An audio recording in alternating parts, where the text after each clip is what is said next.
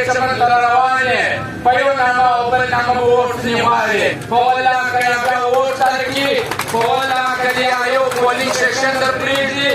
چې پرون د غوث الله بابې د ډېرې نفس‌تنګۍ څخه له ډېر برداشت او د ډېر زغمه څخه د مشرانو څخه ځینې ګیلې کړې وې موږ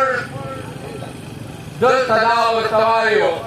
چې واقعي هم دغه ګیلې او دغه خبرې ټولې پر حق دي دلته موږ د ټولو مشرانو څخه د پښتانه چې څومره مرکزي مشران دي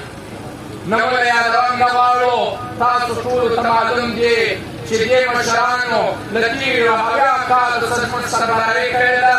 نو موږ نن یو وارې بیا واکه مشرانو ته د دې شعر له لارې وایو چې د دې مسلې حل په یو داسې طریقه راوباسئ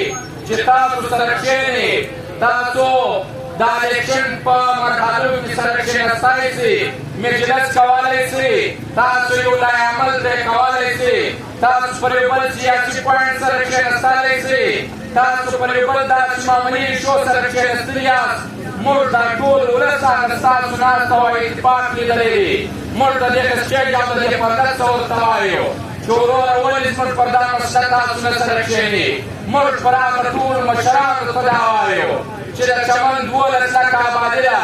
سبا به ته بیا دې چمن ته روان یې په یو نامه او بل نامه به ووټ ځنې غواړې دا د چمن خلک نن چې دومره نفس‌تنګ دي د ده پر کاروبار د ده پر عزت د ده پر امن او امان باندې حمله شوې ده او ته پر دې باندې خاموشي کوې دا د چمن خلک بیا په یو صورت نه هېروي په والله که یې بیا ووټ تاله کړي په والله که دې هغه یو ولي سیکشن در پرېږدي په والله که ستا په یو احتجاج کې بیا سره شریک شي نن د چمن نن د پښتانه د ټولو مشرانو دا احتیام دی چې تاسو که چیرې پر دا شي باندې نه سره یو کېږئ نو بیا تاسو سره د چمن خلکو چې کومه فیصله وکړه بیا ولا که یو یا په یو نامه درپسې شي یا ولا که بیا کتاب شي په چیرې حاله نور وخت مو نه رسمه ډېره مننه په ټول